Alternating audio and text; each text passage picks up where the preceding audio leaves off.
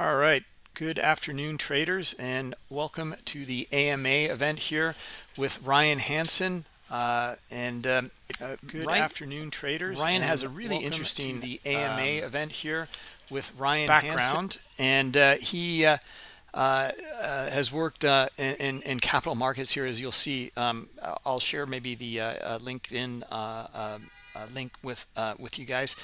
He has tremendous experience here. So get your questions in and take a look maybe at his LinkedIn as well. We've got a lot of questions for him lined up. We'll get going here. So just a little bit of background biography with Ryan here.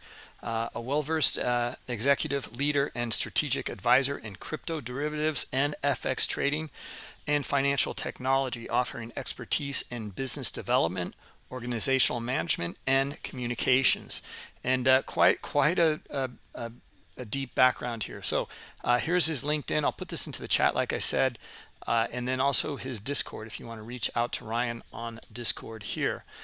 Okay, so well, welcome, Ryan. Let's. Oh, I'm sorry. Let me get into the risk disclosure just in case here. Sorry, and then we'll turn it right over to Ryan. All Bookmap Limited materials, information, and presentations are for educational purposes and should not be considered specific investment advice nor recommendations. Risk disclosure: trading futures, equities, and digital currencies involves substantial risk of loss and is not suitable for all investors. Past performance is not necessarily indicative of future results. All right, so welcome, Ryan, and how are you doing? Doing well. Thanks for that nice intro, Bruce. Very appreciate it. Sounded very fancy, but I assure you I'm not too fancy there. So yeah, happy to be here and answer everyone's questions. Yeah, so this is on YouTube as well as on our Discord. You can ask questions in either. Get started there. I'm going to just start off immediately here with Ryan. And just if you could just give us, I'm very curious on your background, like how you even got started in this, and what was your first job to begin with? Sure. Yeah, a great place to start. I was kind of always interested in financial markets, stock market, when I was a younger person, and I had taken a job at like a financial advisory firm, so dealing with more like long-term investments, planning that kind of thing. And I lived in Iowa, which is for people outside of the United States, kind of central, very agricultural based state here. And I was on a family trip to Chicago, which is where a lot of the futures exchanges were located, or at least two of the predominant ones back when they were separate exchanges. And one of the family friends that I had from the area I was from was a trader on the Chicago Mercantile Exchange. So I kind of pinged him to see if I could get on the floor when I was there visiting with my family, and was able to. So he was a local. I was able to come in, kind of just shadow him for the day, and it was when the pits were still fairly vibrant. So this was, it's showing my age a little here, almost 20 years ago. And it was the kind of onset of electronic trading and the shift to electronic platforms and kind of what we know today as trading. But that hadn't quite taken over just yet. So there was still pit trading, guys that came together physically at the exchange, where maybe you've seen a movie like Trading Places or something like that, where there's these people screaming at each other. And so they were still kind of busy at the time, and there was a pit for trading euro dollars, which is like the interest rate product. That was like the largest pit there. And so we were kind of walking around different places. There was the indices pit where S&P 500s, NASDAQ contracts were traded. My friend here worked in the meets, and then we went upstairs to interest rates. And so it was just very younger person, very strong impression made on that. So I was very excited, like wanted to come back and kind of find a way to get involved in the industry. And being from Iowa, there was limited choices. So Chicago, financial center, lots of brokerages here, lots of trading firms, kind of the heart of futures trading if not in the country and in the world. Iowa, not so much. So there was kind of one brokerage firm in the area I was from. I went and applied there, ended up getting a job, and then relocated to Chicago to work at their headquarters, and that's kind of where things took off. And so, yeah, I started my career on a kind of family vacation trip that led to entering into what I do now. Yeah. So the yeah, how did it work for the first job? Like, maybe a little more kind of background on that, and then Sure. where that led to. I'm very, very curious myself. Sure. So my first job was kind of like a sales job, dealing with individual traders. So I would call. It was for a brokerage firm that had a platform, and people would sign up for like a demo account. This company also had like an educational arm, and so there was all sorts of things people would sign up for and generate leads, and then I'd call them to see if they wanted to open an account and trade and that kind of thing. And so I did well at that, and kind of got a quick promotion to create a sales group at the headquarters, along with a customer service group, and did that for a couple years. So dealing with not only individual traders, but then some professional traders like CTAs and funds. We had a large introducing broker network. So getting a lot more exposure to other people that participated in this kind of ecosystem. And then from there, built out a business development division. It was kind of interesting. It was trying to monetize different platforms. And so we had kind of one platform when I started at this company that was their own internal in-house system. And my kind of mandate for my business development division was to build out connectivity to other platforms. So a platform like Bookmap would be a candidate for that. And when I left, we ended up having like 39 platforms. So I got exposure to a ton of different trading front ends, charting front ends, analytics packages. And so it was a great experience because I was able to see different tool sets that were being used by traders in different ways. Some were like, the point and click stuff, some were more automated building systems. And so it really rounded out my experience, not only on, what you're using to, like from an analysis perspective to trade in the markets, but also seeing like customer activity and what they were doing kind of with that tool set. So it was great from there. And then kind of evolved through futures and FX to run different businesses on the brokerage side for not only futures but FX trading as well. Spent a large portion of my career doing that, and maybe most notably helped create Trade which is a broker recently sold to NinjaTrader, and I was part of the founding team there. And we were able to build a concept around being the first commission-free futures platform. So that was really cool. It was my first startup experience. It was being able to kind of express this new idea that hadn't been done before within the futures space. So awesome experience. I worked almost 3 years there and transitioned out and entered into the world of crypto. So this was kind of 2017, one of the, I guess, last bull runs prior to what happened in 2021 with the price of Bitcoin going to kind of all-time highs and all the altcoin activity and all that. So came into crypto, helped build out a crypto derivatives exchange for being able to trade crypto based futures, perpetual swaps, as well as using crypto to trade into traditional contracts.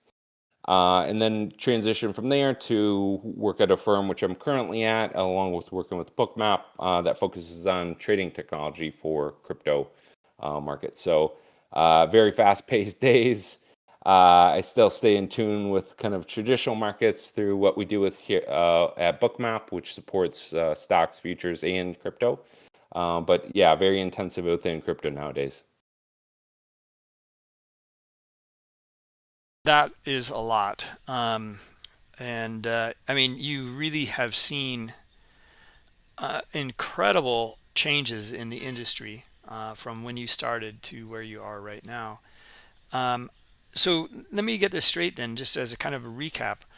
You first kind of started off in trading uh, through the your friend that kind of introduced you, so that really kind of spurred the interest. You saw the pits, and then you got into the sales side. Is that correct? That's Um, correct. Yep. okay, and then from that side, you started to get into all the different platforms, and then you also started to do some trading at that point. That with futures and maybe some derivatives, and then from all of this and the educational arm as well, it started to lead into the business development side. That then along the way, it sounds like just the incredible advances in the industry here, in the technology involved, that you started to see some of this, started to understand that, and started to bring that and advise different brokerages or different institutions on where the trading is going and how you can help them. Yeah, that's correct. And to me, kind of from my perspective, I'd always worked at firms that had their own technology capability. So the kind of brokerage service and being able to facilitate trades for customers was kind of hand in hand with the trading platform side. So yeah, it was that's shaped a lot of my perspective on the markets and kind of what tools are there. That's what really stood out for me to start working with Bookmap was I had a broad set of experience across a lot of different platform sets. And kind of when I started working with Bookmap as a very early partner at Trade it really stood out. Like the clientele that used it were passionate, extremely passionate. The visualization of the heat map and the tool set was very unique. And you could see the power kind of right away of what being able to look at the interface and kind of evaluate markets, looking at liquidity could do. So yeah, it was great. And then I have trade myself in my own personal account, so kind of have that perspective as well, not only being like an industry professional, quote unquote, but also the trader perspective. So yeah, it's been a large part of my life and career trading in these different markets. So, I mean, is most of your earlier experience is with futures, or was it futures and FX? Futures and FX, Okay, so both and and those. and that was spot FX. Yeah, so we offered spot along with like FX options and NDFs. So primarily spot market access, but at the time you could offer out like options and NDFs to institutional participants. Okay, okay. So yeah, along the way, I mean, you saw the development and diversification of all sorts of instruments and derivatives. Uh, I mean, these are new products, new trading products. Also matching that with the technology. Um, so yeah, I'm just kind of curious, like with some of this experience, like what was something that along the way that was really kind of shocking for you, or something that it was unique. Sounds like Bookmap was potentially one of those where you saw that this is unique. It's a unique visualization of looking at the markets, a unique interface, and the traders were passionate about the product. Was there something kind of earlier on, some sort of aha moment? Was it the dome? Like, was it when they first started to offer depth of market and level two, or Yeah, definitely being able to see that. So like coming back to like the pits and my kind of first step onto that trading floor, like it was almost like a tone in the sound of the crowd that you could sense like a market movement was coming. And so obviously you're seeing all these people doing like, exaggerated hand motions, screaming, bid and ask and doing all these things, but there was almost like a qualitative tone and things. And like if you're a customer, like an individual customer at that time, you're placing a phone order that's going through like a broker, maybe a trade desk, and then getting to that floor. So you're totally removed from that kind of insight, right? Like you're maybe talking about some kind of analysis, fundamental or technical, or you're looking at your own chart, but you're not really seeing like that color in kind of the insight that you are there. So like certainly when like a depth of market ticket came about and you could see like all the bid and ask and things that were being done there, that was very revolutionary, very powerful. That's one of the kind of benefits of like a futures market versus the way the FX market's structured and not being able to have that visibility. And then like when I saw Bookmap, you could just see like kind of like where the liquidity was historically, where the large kind of orders were coming in and seeing an aggressor move.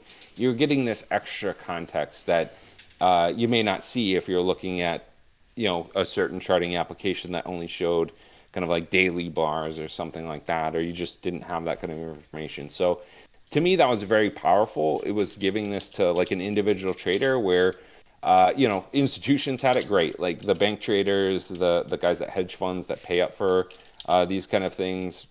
That's great for them. But like it was really interesting to see kind of these tool sets that were matriculating down from being accessible only to a limited crowd of industry professionals to anybody who wanted to open an account as an individual. So basically, I mean, you're kind of outlining more and more transparency into the industry over the years. Yep, more transparency, kind of products that were you're able to take advantage of a certain market opinion.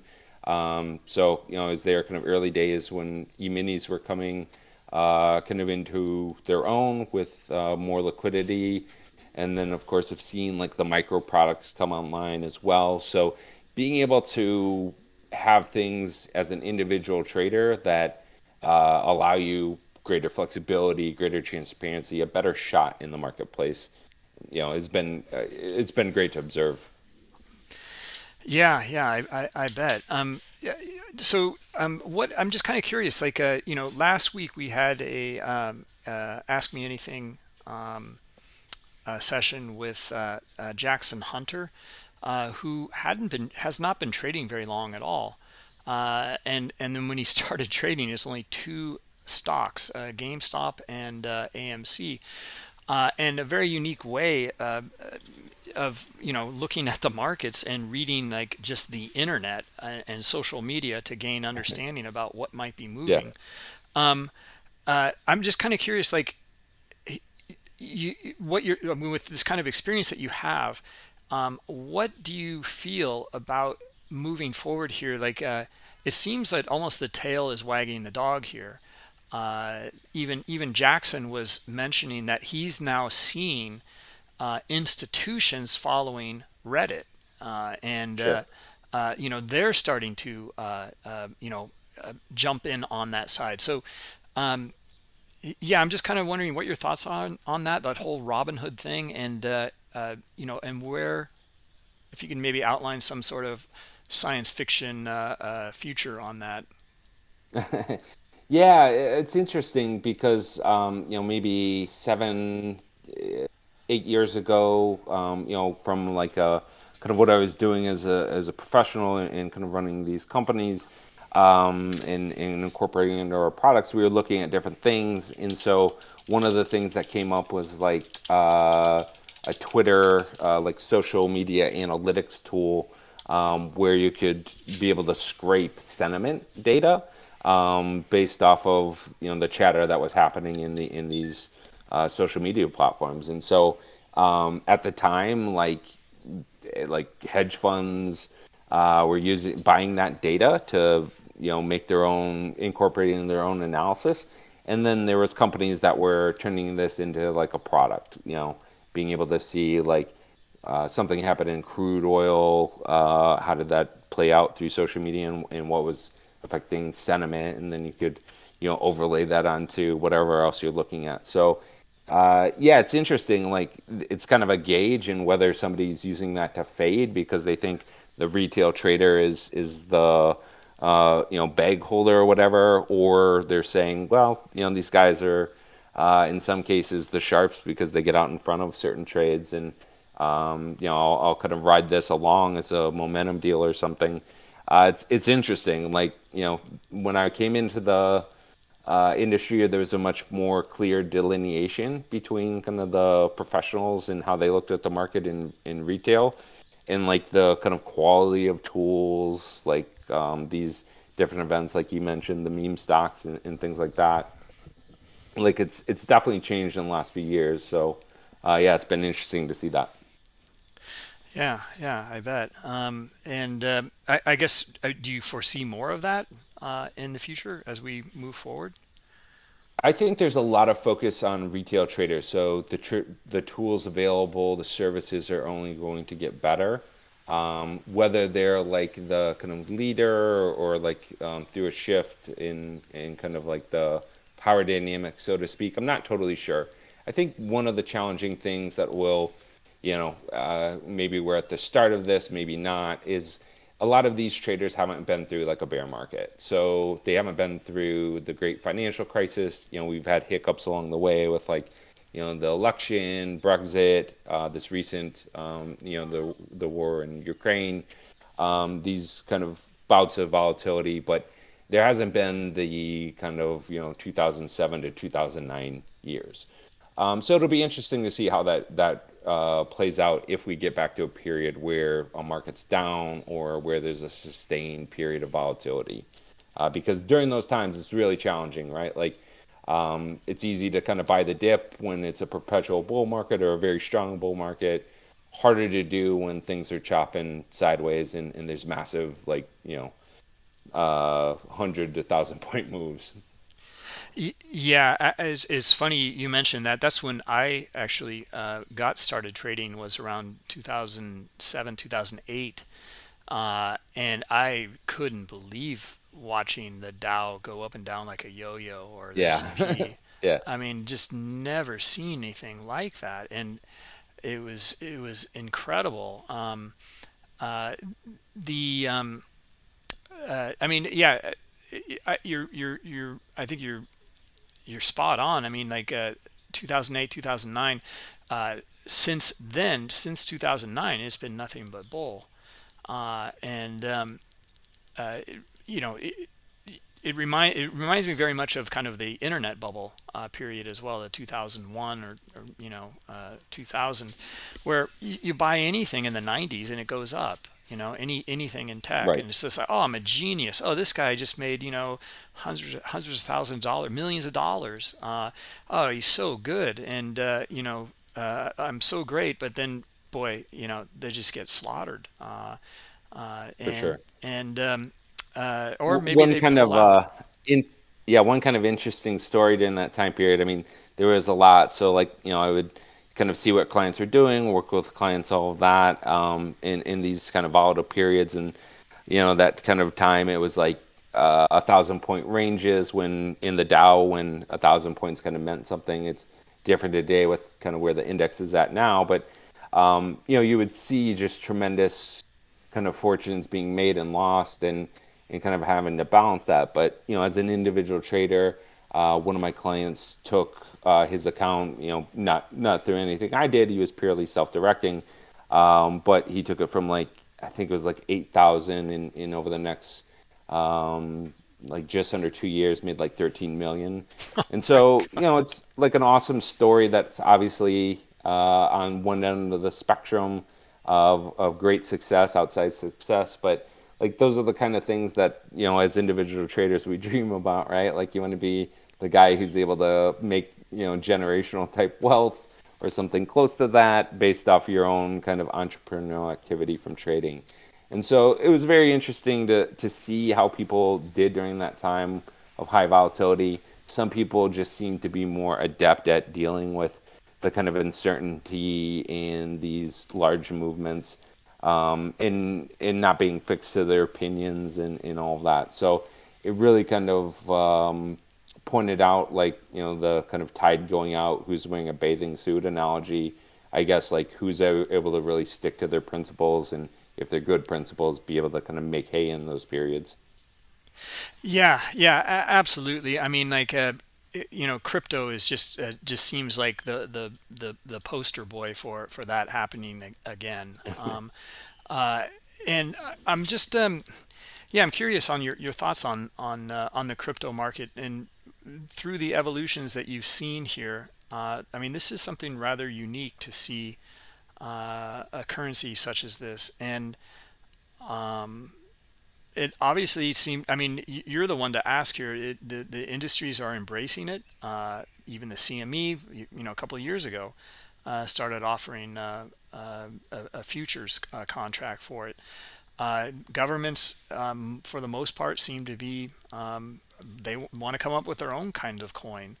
Uh, yeah, where do you foresee this kind of industry going? Yeah, absolutely. It's definitely been like a kind of roller coaster ride. I've been in this since late 2017, and so went through kind of the price hitting almost 20K there, and then dropping off dramatically down into the several thousand dollars range, and then in rallying hard kind of end of 2020 into beginning of last year. And yeah, I'd say from like my perspective, like I think it's past kind of the point of no return, so to speak. Like, there's so many institutions that are embracing this or like building out businesses around this. It's like so many kind of real names, respected names from the traditional markets have come in where like, maybe the beginning of 2020, there was still some kind of thought or risk around Bitcoin like going to zero type thing, and I think that those days are kind of gone now. It's like here to stay. So what does it look like going forward? Hard to say. Like there's so many new ideas that come online and kind of pop up, fade away, just because the industry is still emerging. Ideas are easy to bring online and kind of test quickly, fail quickly, or succeed and see ramp up. That it's hard to predict the future. But yeah, I'd say like the maybe bringing this back to like how it can be used by individuals. Like there's tremendous kind of outside success stories by people that are just kind of regular people that have been either early on within crypto or just decided to take the risk and dive in, and they understood either what they were doing or maybe got a little lucky, but they took the market risk of coming in and investing. And so it's kind of evolving from this idea of more of like a penny stock mentality, looking for only kind of like the smaller cap coins, or buy low and sell when it pops type thing, to more of like a real trading environment. So you see more instruments coming on, like options and options exchanges, being able to do kind of more sophisticated strategies, all those things, which is very good. You want to see the market mature, and part of that is how the kind of trading instruments exist, how they can operate to have traders of institutionally and retail participate in different ways. Yeah, yeah, yeah. I'm. It's going to be a really interesting story to see how this unfolds. Sam is asking, what do you think are the main challenges for mainstream crypto adoption? I think like the kind of UX needs to be a little bit better in some cases. So like coming on and just onboarding in has gotten kind of good with some of the exchanges that are out there. Like if you wade in as far as like the DeFi world, there's still a lot to be desired, just for making it kind of easier to do.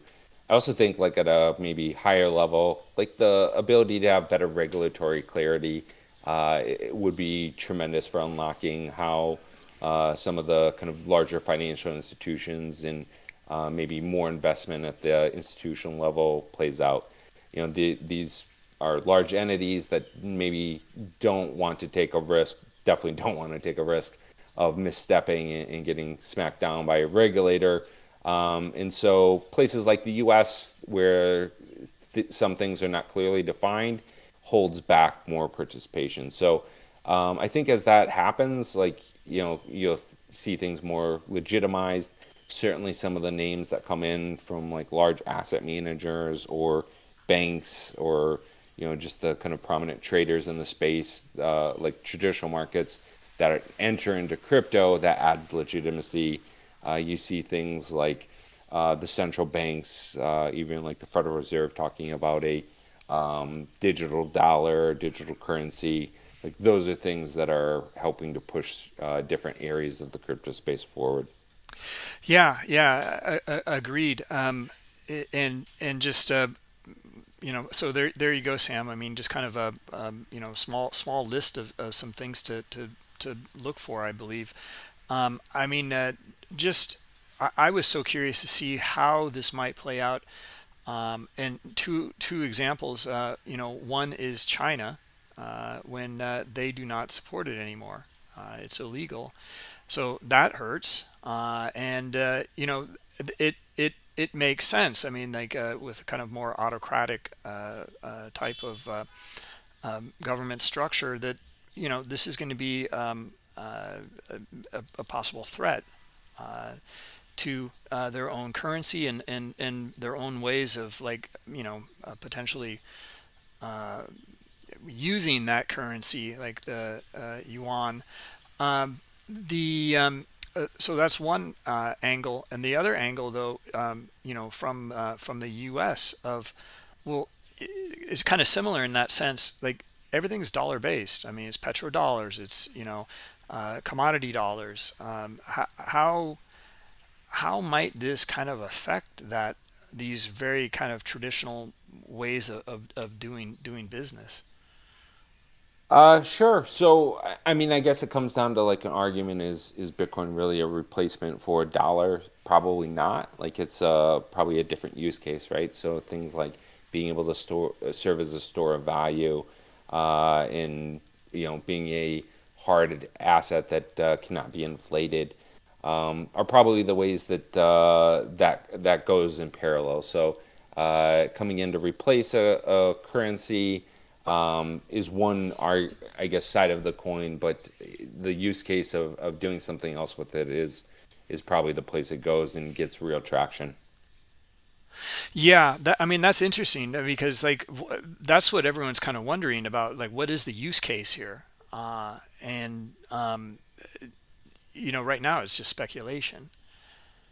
I mean, Yeah, yeah, certainly there's some level of speculation, but like having like the ability to have a store of value that's not like non-sovereign and cannot be inflated, especially in this kind of hot topic of inflationary period that may be coming, is coming, uh, is kind of the where does this thing serve? Is it like a digital gold, or are you acting like it'll be a replacement for the dollar? So those are the kind of conversations that are had in the crypto community for sure.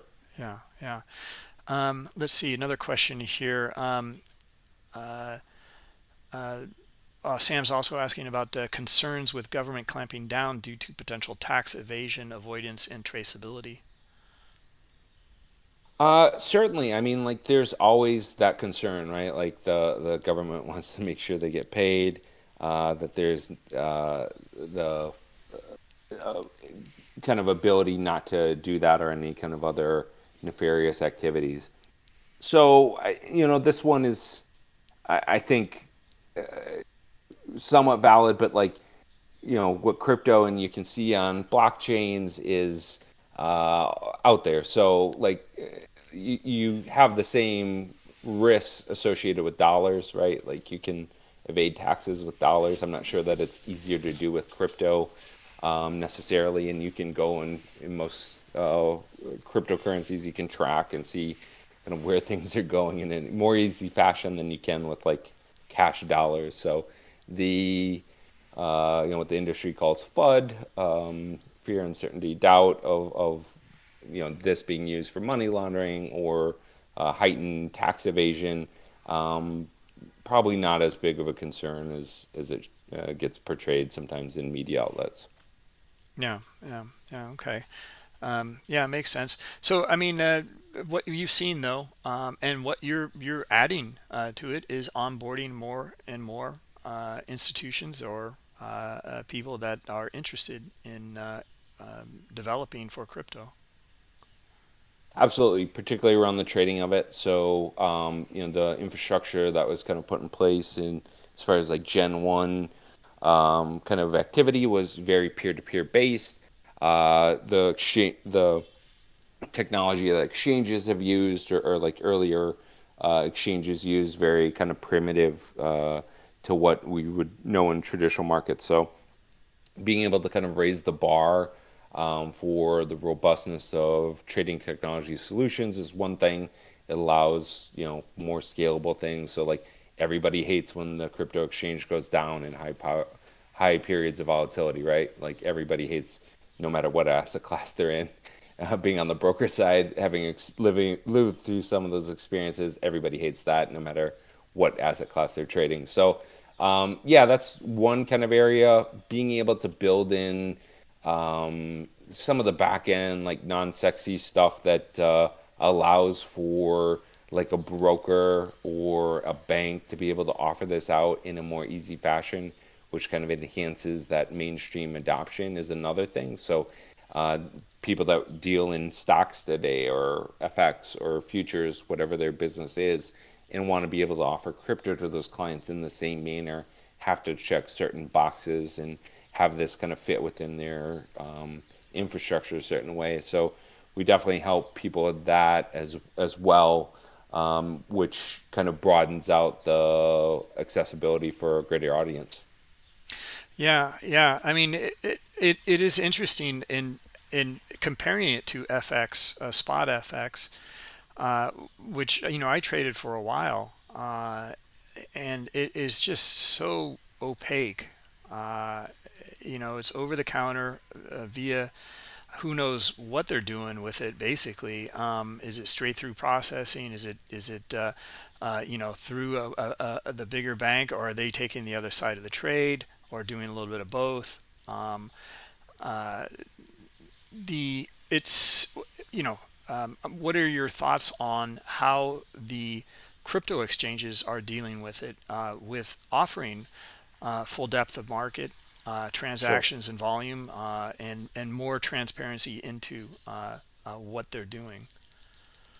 Yeah, it's kind of interesting from like a market structure perspective, because it's this blend of lit exchanges with OTC markets, and it's global. So it's not just one region or jurisdiction, it's across the world, trading 24/7. So kind of unique in that respect. It borrows some elements from FX, some from like a stock futures market.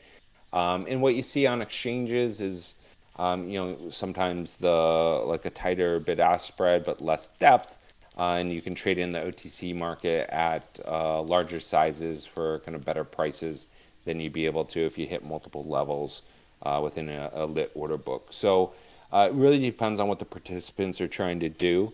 I think like the market right now is prioritizes liquidity over sometimes the best price execution. So being able to transact at the quantities you need to seems to be kind of the order number one in the world. And obviously, a platform like Bookmap, we're able to see liquidity on all of the lit venues, is a big advantageous thing for that, and particularly with the multi-book feature that we have, which aggregates liquidity across multiple exchanges. Really powerful tool to say, well, I'm looking at Coinbase. Coinbase is only a fraction of the market, right? Being able to see this more holistic view is very powerful to say, well, this is an interesting liquidity level on a single venue. Does it check out against what I'm seeing across, you know, 80% of the market or something like that? Hmm. Yeah, yeah, it's interesting stuff. I'm curious. I kind of mentioned it before to you, but like any sort of kind of aha moments that really kind of changed you, maybe in not just for trading here, but just also maybe from the business side. For example, like I've heard the story where with the CME, I think it was it I might have been the S&P, where they said, we want to now have a futures product for the S&P, and or I don't know, maybe it was an interest rate product or something, but everyone just said, oh, no one's ever going to trade it, and Hmm. this isn't going to work. This made the CME. I mean, they just went from commodities into just about everything after Sure. that. and that is a big moment in the industry. Have you seen anything like that, maybe with crypto or recent years, that does kind of like changed your view over overall view?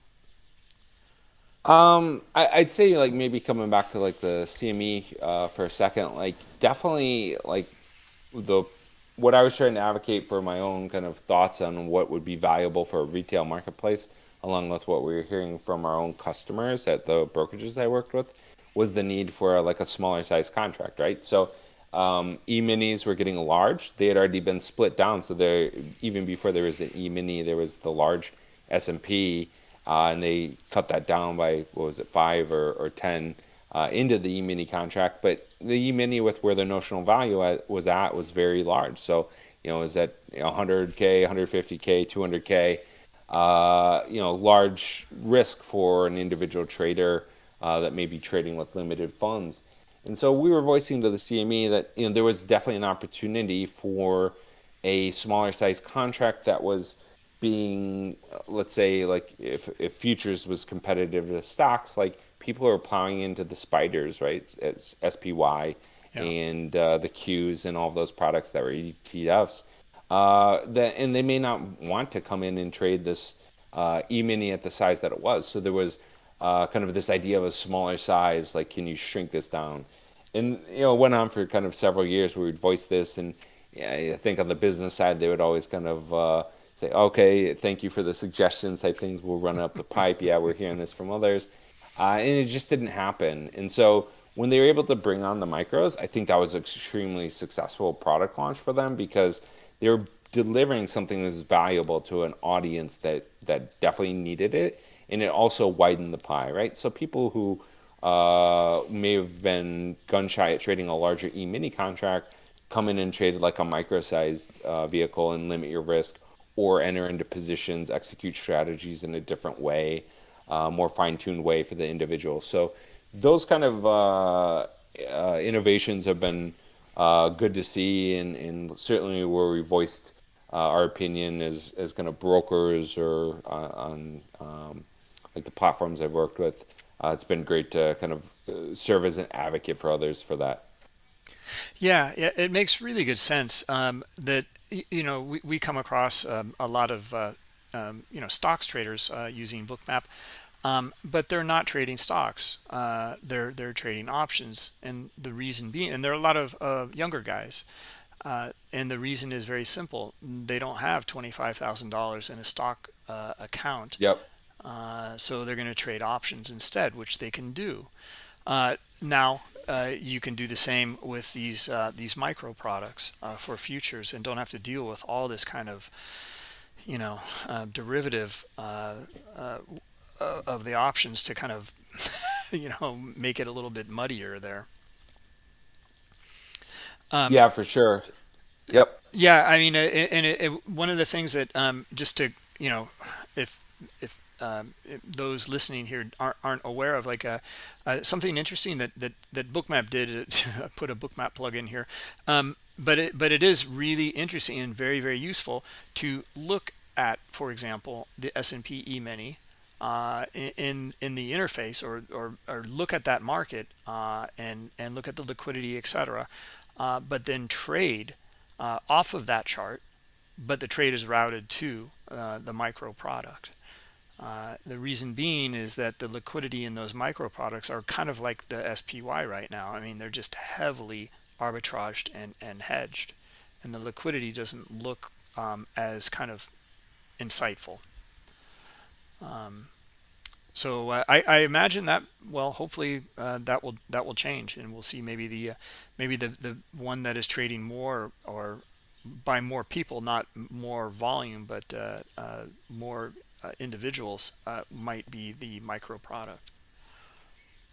Maybe one other kind of thought that transitioning from like futures, comparing them to kind of crypto, is the thought of a 24/7 marketplace, which crypto is, and what that means. And on the positive side of the ledger for traders, you're able to go and express your idea at any point in time that you want to, and you can trade around the clock if you want. That's obviously some downside there. There's challenges as a business to operate within kind of continuous market not closing environment. But what it does is, compared to traditional markets, is you don't have that close and that kind of gap risk where obviously like a recent event with crude oil and um, it's spiking up to I think 130 a couple of weeks ago when it opened on Sunday. You just don't see that it's within crypto, so it's trading all the time. And the traditional markets shutting down for kind of maintenance or shutting down on weekends. I think maybe looking forward to the future, that could change. Hmm. Hmm. And I guess it's all going to be blockchain technology, basically. Whether it's on the blockchain or not, may not matter. It's the kind of concept, I guess, of like this market that, why does it need to close? And so certainly something global like foreign currencies fits in that, whether like a stock market or commodities do as well. It'll be interesting to see. But certainly, like at times of great volatility, like just kind of going back to the brokerage days, you'd see these kind of risk events happen where something traded up to a limit or spiked down and open where it closed somewhere different, almost 2 days prior. And, those are big challenging times, right? Right. Yeah, absolutely. In fact, it reminds me of the Swissy years ago when they were pegged to the euro and then decided not to. And basically, the risk was it a huge forex broker was or several I think went bankrupt. They were on the hook and uh, couldn't handle the price movements. Yep. Yeah, that was, I lived through that one. That was an interesting period of time as well.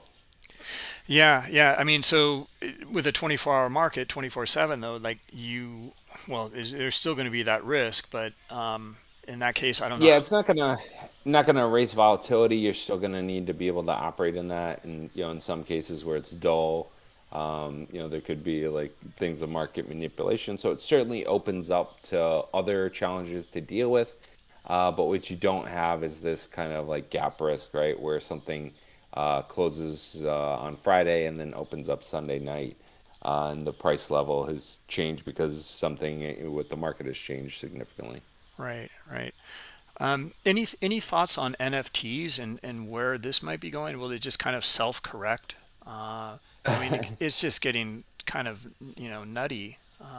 Yeah, to me, it's some of it is I guess I understand the concept in kind of what it means. Like I'm not a huge physical art person, so like I love music, but like paintings or whatever is not. I don't have a tremendous amount of appreciation for kind of that. Like what makes a Monet worth hundreds of millions of dollars or something. So I don't understand totally kind of where some of these things have gone with the really large NFT sales. But I think the concept of like having things be digital art that's rarity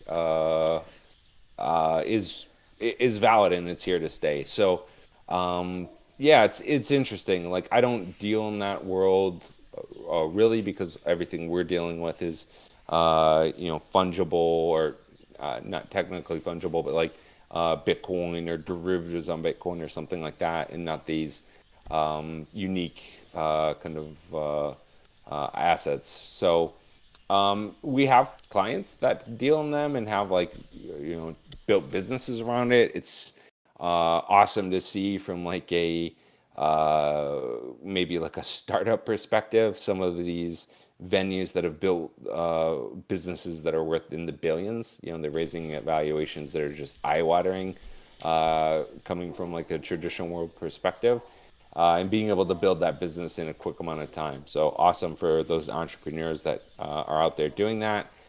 Tremendous amount of creativity and investment that's going into that space. So I'm sure it's going to evolve and kind of shake out here in the next few years. Yeah, yeah. I mean, do you foresee the same thing, I guess, with some of these crypto exchanges? Like right now, there's just so many, and you see maybe consolidation on the horizon. Yeah, there'll absolutely be a consolidation. You kind of seen that happen in like the down periods of the bear markets. That'll happen. Like it's just bound to the amount of competition that's out there. But it also spurs a lot of that competition spurs innovation, right? And that's one of the things that's been great to see within crypto is that it moves very fast because there is a low barrier to entry relative to other like the traditional markets. And when somebody's on your heels, you got to do something or they take you over. So Binance went from not being a thing in beginning of 2017, I believe, to being the largest exchange like 8 months later. Um, awesome for them, like FTX, and I know some of those guys there. Built a multi-billion-dollar business in the span of a couple of years. So I think that's great. And when you look at the other markets that are there's less competition, you don't get that same dynamic, right? So like CME kind of owns certain parts of the futures contract world, and there's been times where other exchanges have listed similar products and create a little bit of competition, but in a lot of I guess cases they'd be like considered a de facto monopoly, right? And so when you're in that position, you don't really need to do things differently. You can, and if there's a business case to do it, you could do it, but you want to come in and apply a policy of like charging the market data fees, which is tremendously unpopular with all us individual traders, right? When they used to give it away for free, you can kind of do that because there's no other game in town, right? And Yeah. same with like contract listings. Like if you don't want to list a micro because you think it's a competitive disadvantage to your e-mini contract, and you drag your feet on it. And so I think that's what's great about one of the things that's great about crypto is the competition, the ability to come in and spin up ideas quickly that challenge the leaders in the space at the time. And yeah, it's great for the people that participate in the ecosystem, the kind of individual traders as one of them. You got your choice to go and kind of spend your coins, your tokens, however you want, do whatever trades you want that serves you best. Yeah, yeah, that makes really, really good sense. That yeah, the forefront right now, or the front line there, is this space, and they're trying to see what sticks. Whereas CME, boy, they can kind of do whatever they want, and like drag their feet on their those micro Yeah, products for years. there was an interesting graphic I saw at one point. It was like probably over the span of like 5, 6 years, who the kind of leading exchange by volume was within crypto, and it was like a different name each year over that span. I can't remember exactly which names it was, but some names that like have kind of like faded away now. Like the exchanges are kind of either gone or they're just dormant because the volumes are so low. So it was kind of this representation that if a newcomer comes on board and does something interesting, like Binance was the first one to do the crypto to crypto pairs and all of that. Somebody who comes on and lists options product like Deribit, and has built this tremendous business around that. Like you're able to come in and make a great business for yourself if you're that business owner. If you're a trader, it's fantastic because there's more products, new things to do. It gets better and better, and you're the beneficiary of that. Yeah, yeah. Um, let's see. We're almost down to an hour here. So, I before leaving, I did want to ask you this question because of your experience in the industry here. Some of the trader stories, kind of some of the craziest trader stories that you've like remembered or seen unfold here, and some of the characters behind them. Like, just does something come to mind? And please enlighten us here. Yeah, I mean, like definitely, like the trader that made that much money was great. I've also seen like traders lose a comparable amount of money very quickly, unfortunately. So those are crazy. You know, we've had interesting client interactions over the years. You know, there was a guy that issued like threats to the trade desk because he was getting blown out. You know, we had to have like security, and I think the police come to the lobby of our building, type stuff. So yeah, it's been interesting. Like traders come in many different shapes and sizes, right? So you're dealing with some people that like you know, the gentleman who made that 13 million, like he was an interesting individual in that like I was the only person at the firm that he wanted to talk to, and he was trading tremendous size. So like the size where like your firm's risk manager and the president of the company want to speak to that person. He didn't want to speak to anybody because he had like kind of a paranoia that somebody was watching his stuff. And I would explain to him like you're trading like in the notionals like tens of millions to hundreds of millions of dollars. Like it's a substantial positions that you're swinging around, and like this is just kind of normal business practice. And that gentleman was like very paranoid, and so I kind of cater him because he obviously he's a tremendous customer. He traded a lot, but he wanted like a single point of contact. And you deal with other people that are you know, very like type A, you know, just like kind of like former floor trader guys that would, you know, maybe want to get into a bar fight over a trade or something like that. So yeah, there's been a bunch of interesting clients, business partners along the way for sure. Trading just seems to, you know, it's a active kind of sport. You're investing emotions along with your capital, and so it seems to draw best worst out of people, draw a lot of um, strong convicted actions and behaviors. Yeah, yeah, for sure. It's I mean, yeah, for the time that I've been in the industry, like just some crazy stories, and like, it's just funny, like the one shared thing that you have with these individuals is you're both rather, I mean, for lack of a better word, greedy. Um, and that's about it. It couldn't be more diverse, but you still are passionate about trading and about wanting to make money, etc. And that's enough to have in common. Yeah, I well, kind of from my experience, the desire to make money is on the boilerplate, right? Like everybody comes to the market for that, but like not getting too far into the psychology of it. But there's definitely the ones that are not in it for that as the primary goal. They may say that they're in it for like the action, right? Yeah, They're in yeah, it to put it down and take risk and express something within themselves that is fulfilling like a desire, and that desire isn't always making money. So yeah, we would have. I mean, you know, some interactions where it was like you could tell that person just turn the platform off, stop, you know, doing what it is what you're doing because like you're like not benefiting yourself. You're doing destructive actions, and like it was almost like an addiction. It is an addiction for some client traders, right? Like they need that activity, that kind of dopamine hit or whatever, and so it's been interesting to observe that. You're almost like a as a broker or you know interacting with a wide swath of traders, almost like a armchair psychologist in some cases. yeah, yeah. That leads nicely into Sam's question here about what kind of personality traits are required, do you think, for successful traders?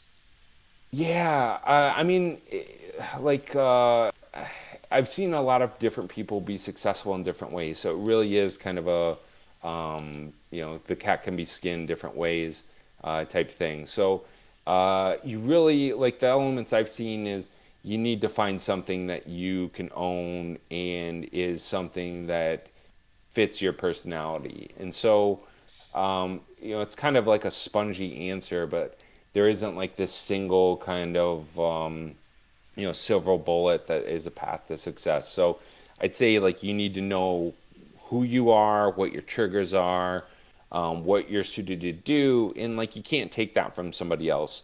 So it's like, you definitely see people who would borrow systems, or they're trying to do something that doesn't fit. And like maybe making a sports analogy, like I'd love to be, when I was growing up, like I played a bunch of different sports, but I loved basketball.